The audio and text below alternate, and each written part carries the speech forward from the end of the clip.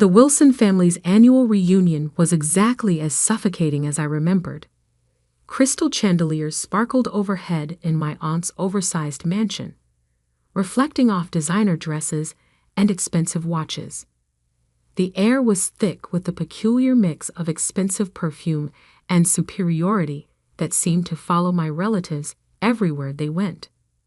I stood in the corner, watching my cousins compete for attention with stories of their latest achievements. My simple black dress, carefully chosen to help me blend into the background, felt like armor against their judgment. "Olivia," my Aunt Patricia's voice cut through the chatter. "I almost didn't see you there. Still working as a secretary, dear." I took a small sip of champagne, hiding my smile behind the glass. "Administrative assistant, actually." "Oh," she raised a perfectly manicured eyebrow. "Still at that little consulting firm? What was it called again?"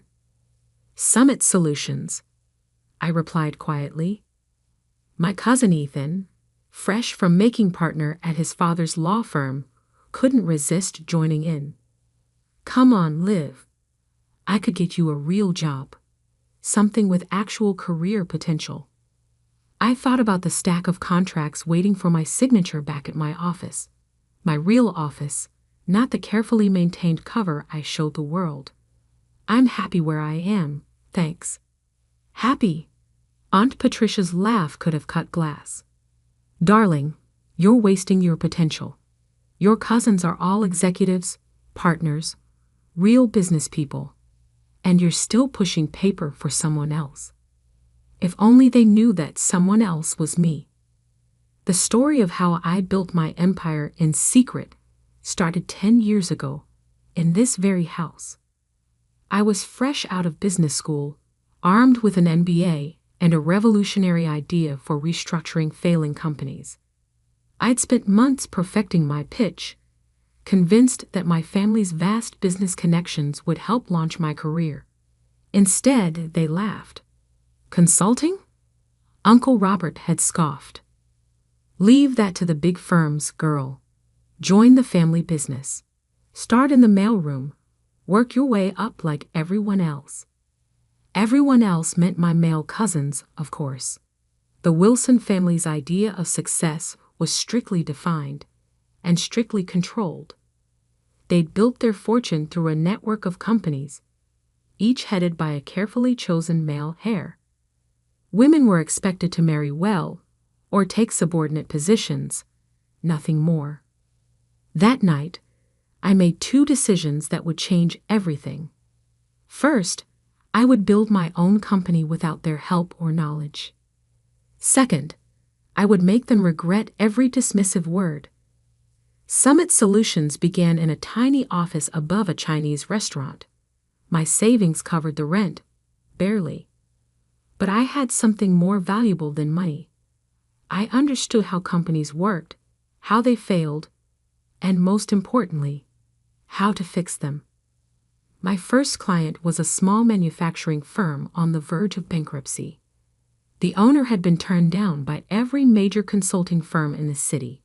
I spent 3 months restructuring their operations, streamlining processes, and negotiating with creditors.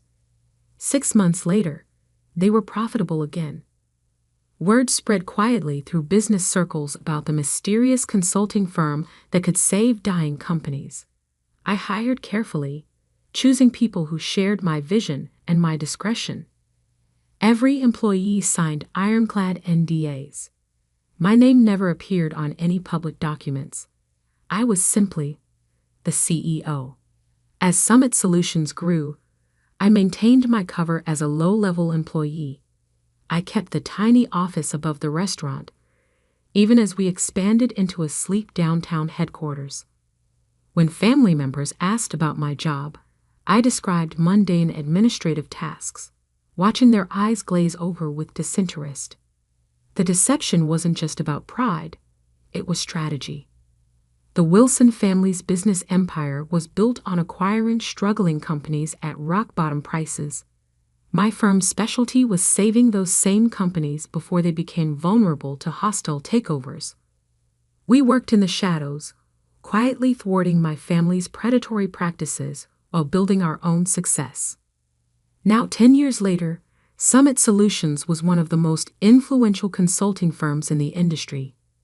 We had offices in 12 cities, a client list that included Fortune 500 companies, and a reputation for turning failing businesses into success stories. And not one of my smirking relatives had any idea. More champagne, dear. Aunt Patricia's voice yanked me back to the present. Though perhaps you should stick to water. I imagine your salary doesn't leave much room for expensive tastes. I accepted the champagne with a practiced smile. Thank you, Aunt Patricia. How's Uncle Robert's new acquisition going? Williams Manufacturing, wasn't it? Her smile faltered slightly. There have been some complications. Nothing Robert can't handle, of course. What she didn't know was that those complications were my doing. Williams Manufacturing had been a target of my uncle's hostile takeover attempt. They'd reached out to Summit Solutions 3 months ago, desperate for help. Now they were implementing our restructuring plan, their stock price was rising, and Uncle Robert's attempt to seize control was falling apart. I heard they hired some consulting firm, my cousin Ethan added. Probably throwing good money after bad. Those consultants are all the same. Big promises, no results. I hid another smile. Summit Solutions' fee for saving Williams Manufacturing was more than Ethan would make in 5 years at his father's firm. Oh, which firm? Summit something, he waved dismissively. Nobody important. Dad says their CEO won't even show their face. Probably some trust fund kid playing at business. My phone buzzed in my clutch. A message from my actual assistant. Emergency meeting tomorrow, 9 a.m. Wilson Ventures representatives requesting merger discussion Williams Manufacturing. Urgent response needed. I scanned the message twice, realization dawning. They were finally admitting defeat with Williams Manufacturing. After failing to acquire the company, they were now seeking a merger, which would require approval from Williams' consulting firm. My firm. Tomorrow morning, my family would walk into a meeting expecting to strong-arm their way into a merger. Instead, they would find themselves facing the secretary they dismissed for the past decade. Except I wouldn't be bringing coffee. I would be sitting at the head of the table. Everything all right, dear? Aunt Patricia asked, noticing my expression. I finished my champagne and gave her my brightest smile. Perfect, actually. I should head home. Early meeting tomorrow. Oh? Taking notes for someone important? Something like that. I replied, already planning what I would wear. Something exactly like that. The next morning, I stood in my private elevator, ascending to Summit Solutions' executive floor. Gone was the simple black dress from last night's reunion. Today, I wore a tailored channel suit in deep navy, a power color for a power move. My assistant, Maya, waited at the elevator doors with a tablet and knowing smile. The Wilson Ventures team arrived early, she reported as we walked. Your uncle seems particularly anxious to meet Summit's CEO. I'm sure he is. I checked my reflection in a glass wall. Perfect. Are they in the main conference room? Yes, along with Mr. Harrison from Williams Manufacturing. Maya's eyes sparkled with anticipation. Your cousin Ethan is there too. Apparently, he insisted on handling the legal aspects personally. I smiled, remembering Ethan's condescending offer of a real job just yesterday. Who else from the family? Your Aunt Patricia came as moral support, though she's not officially part of the meeting. And your cousin James, he's representing Wilson Ventures' finance department. A perfect audience. I checked my watch. 8:57 a.m. Had they been served coffee? Your aunt complained that there was no one to serve it. Maya's grin widened. I told them the administrative assistant would be in shortly. I almost laughed. For 10 years, I'd played the role of invisible support staff whenever family members visited the office. They never looked closely at the quiet woman who brought their coffee or took their coats. It had been the perfect cover. "Give me 2 minutes," I said, "then bring in the contracts." I could hear voices through the conference room's heavy doors. My uncle's authoritative tone, Aunt Patricia's sharp laugh, Ethan's smug commentary. Taking a deep breath, I pushed the doors open. The conversation stopped abruptly. My uncle sat at one end of the long table, apparently having assumed the power position. Ethan and James flanked him, both in expensive suits that screamed family money. Aunt Patricia perched nearby, examining her manicure with practiced disinterest. Mr. Harrison from Williams Manufacturing sat alone on the other side, looking uncomfortable. Finally, Aunt Patricia sighed. "We've been waiting for coffee for..." She stopped, really looking at me for the first time. "Olivia? What are you wearing? And why aren't you carrying coffee?" I walked calmly to the head of the table, the seat directly opposite Uncle Robert. "I don't serve coffee anymore, Aunt Patricia. In fact, I never really did." "What is this?" Uncle Robert demanded. "Where is Summit's CEO? We were promised a meeting with the actual decision-maker." "You have been." I sat down, enjoying the confusion on their faces. "I am the CEO of Summit Solutions. I have been since I founded the company 10 years ago." The silence that followed was deafening. Ethan's mouth opened and closed like a fish out of water. James dropped his pen. Aunt Patricia's perfectly maintained composure cracked. Uncle Robert recovered first, his face reddening. "This is absurd. You're a secretary." "No," I said calmly. "That was a cover. A very effective one, apparently, since none of you ever looked past it. You were so convinced I couldn't be successful that you never noticed I already was." Maya chose that moment to enter with a stack of contracts. She distributed them efficiently, then took her place standing behind my chair. "These documents," I continued, "outline the terms under which Summit Solutions will consider approving the merger between Wilson Ventures and Williams Manufacturing." "Consider approving?" Ethan sputtered. "You can't be serious. This is a joke, right? Some kind of elaborate prank?" I pulled out my phone and projected Summit's latest financial statements onto the wall screen. Summit Solutions currently manages over $12 billion in client assets. We have a 94% success rate in corporate restructuring, and our approval is required for any major changes to Williams Manufacturing's business structure. I smiled at my stunned relatives. "Does that look like a joke to you?" "This is impossible," Aunt Patricia whispered. "You're nothing. You've always been nothing." "That's exactly what you were meant to think." I turned to Mr. Harrison. "Would you like to explain to my family why you chose Summit Solutions over Wilson Ventures' original offer?" Mr. Harrison straightened in his chair. "Summit's reputation is unparalleled. When Wilson Ventures attempted their hostile takeover, Summit's restructuring plan saved our company.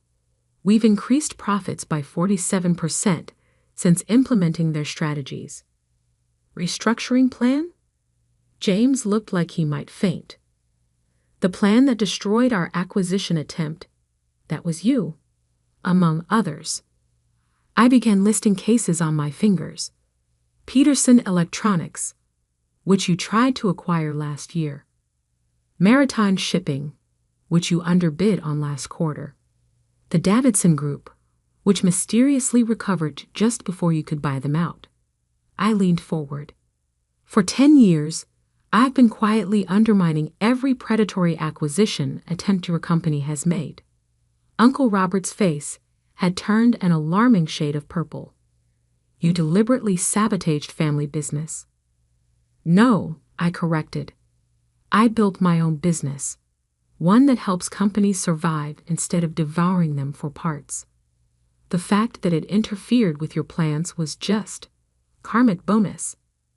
This is ridiculous, Ethan declared, standing up. I'm calling our lawyers. Sit down, Ethan. My voice carried an authority that made him freeze.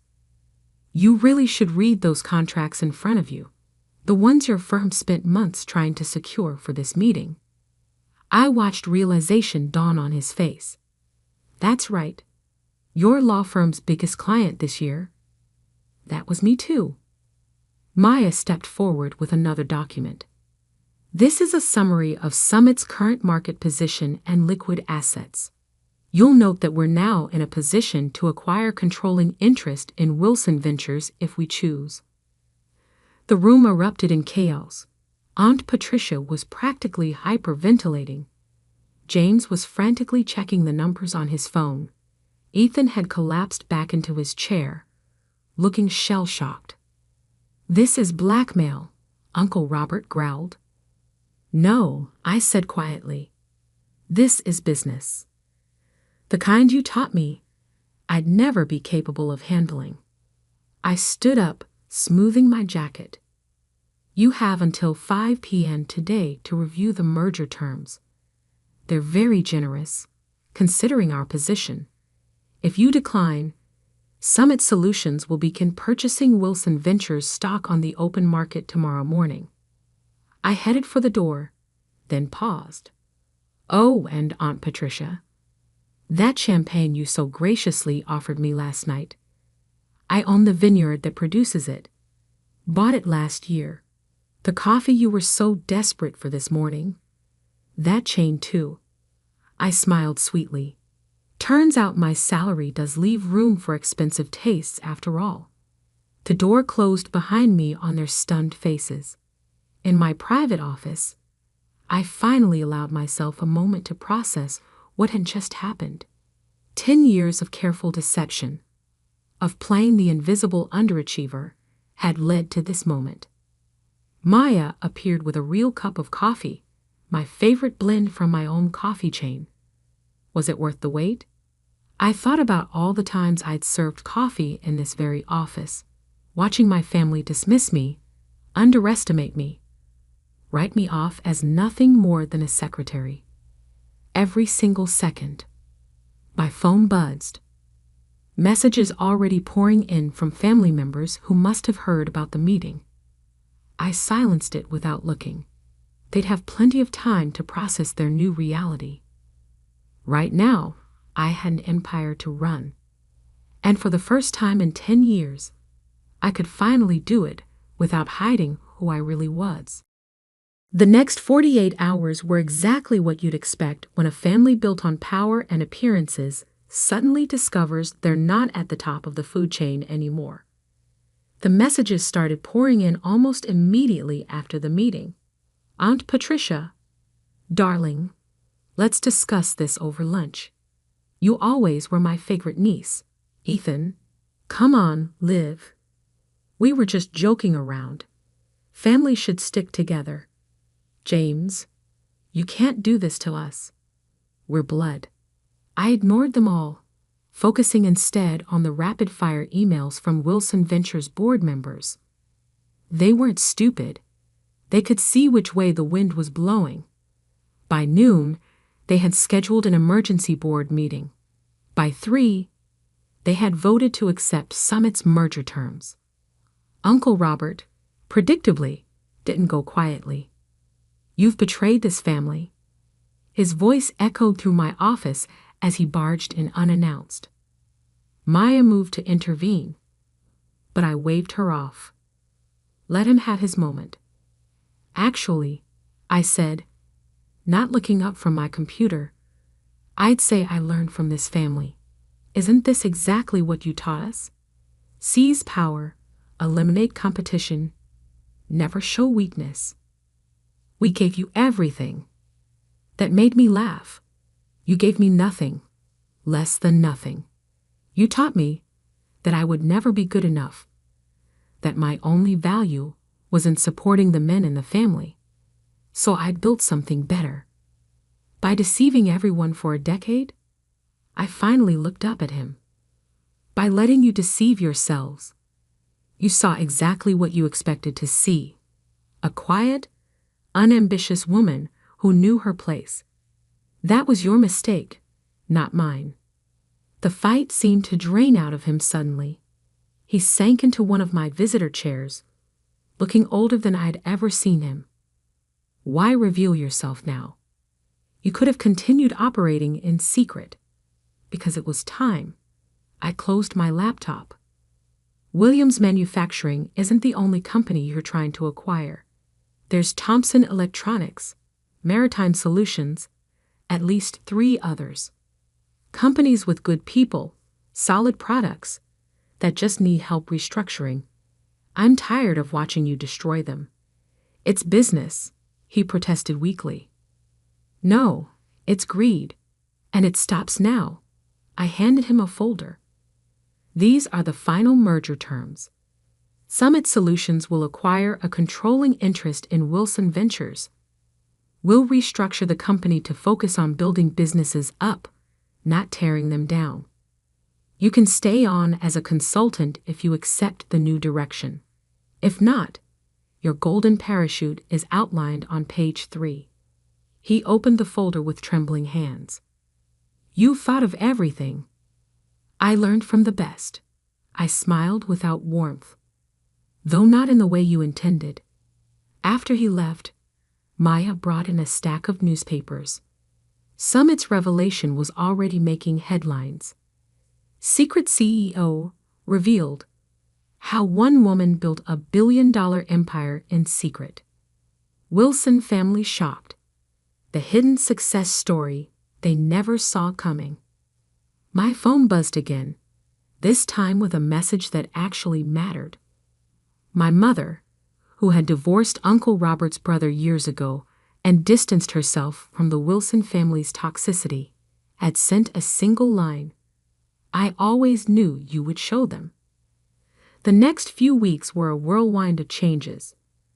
Wilson Ventures board enthusiastically embraced Summit's new direction. Their stock price jumped 40% on the announcement of the merger. Companies that had feared the Wilson name now sought partnerships. The press couldn't get enough of the story. Aunt Patricia tried to spin it as a heartwarming family success story. We always knew Olivia had potential, she told one reporter. This just proves that the Wilson spirit of entrepreneurship runs in the blood. I responded by releasing archived video of last year's family reunion, where she had spent 20 minutes explaining to everyone why I would never amount to anything. The footage went viral. She stopped giving interviews after that. Ethan attempted damage control in his own way, claiming he had been in on it all along. Unfortunately for him, too many people had witnessed his shocked face in that conference room. His law firm's other clients began questioning his judgment. Within a month, he was quietly asked to take a leave of absence. James adapted the fastest, approaching me with a business proposal just 2 weeks after the revelation. We could dominate the market together, he suggested over an awkward lunch. The Wilson Summit Alliance would be unstoppable. That's not what Summit Solutions is about, I told him. We don't dominate, we elevate. The real changes came in the quieter moments. The young intern who tearfully thanked me for showing her that success didn't require compromising her principles. The female executives who started reaching out, sharing their own stories of being underestimated. The business schools that invited me to speak about building ethical success in a cutthroat world. 3 months after the revelation, I stood on a stage accepting the Business Innovation Award. Looking out at the audience, I saw my mother sitting in the front row, beaming with pride. Behind her sat several of my former administrative assistants, all women who had helped maintain my cover while building their own careers within Summit. Success isn't about who has the most power, I told the crowd. It's about how you use the power you have. For 10 years, I played a role that made powerful people underestimate me. I could have revealed myself sooner. But I chose to wait until Summit Solutions was strong enough to create real change. The applause was thunderous, but the real satisfaction came later that evening. I was working late in my office when Maya brought in an interesting piece of news. Uncle Robert had just announced his retirement. His resignation letter included an unexpected paragraph. My niece taught me that true business success isn't measured in acquisitions or assets, but in the positive impact we create. I regret that it took losing control of my company to learn this lesson. I leaned back in my chair, thinking about the long game I had played. 10 years of careful planning, of swallowing pride and playing small, had led to this moment. Summit Solutions wasn't just successful, it was changing how business was done. The next family reunion would certainly be interesting. I planned to host it myself, in Summit's main conference room. The same room where I had served coffee countless times, watching and waiting for the perfect moment to show them who I really was. Maya knocked on my door. "Your 4 p.m. is here. The CEO of Thomson Electronics, the company your uncle was trying to acquire." I smiled. "Show them in. And Maya? Bring coffee for everyone. The good stuff from our chain." As I stood to greet my visitors, I caught my reflection in the window. No more hiding, no more playing small. I had built something remarkable, not despite my family's dismissal, but because of it. They had taught me that power doesn't always look like what people expect. Sometimes it looks like a quiet woman in a simple black dress, serving coffee and taking notes, while building an empire right under everyone's nose. The tabloids called it revenge. The business papers called it strategic genius. But for me, it was simply justice, served one corporate takeover at a time, with a side of perfectly brewed coffee. And somewhere, in a small office above a Chinese restaurant, my original desk still sits. I keep it as a reminder that success doesn't always wear designer labels or demand attention. Sometimes it works quietly, patiently, building something extraordinary while the world looks the other way. That's the real secret to success, not the power you show, but the power you build when no one's watching.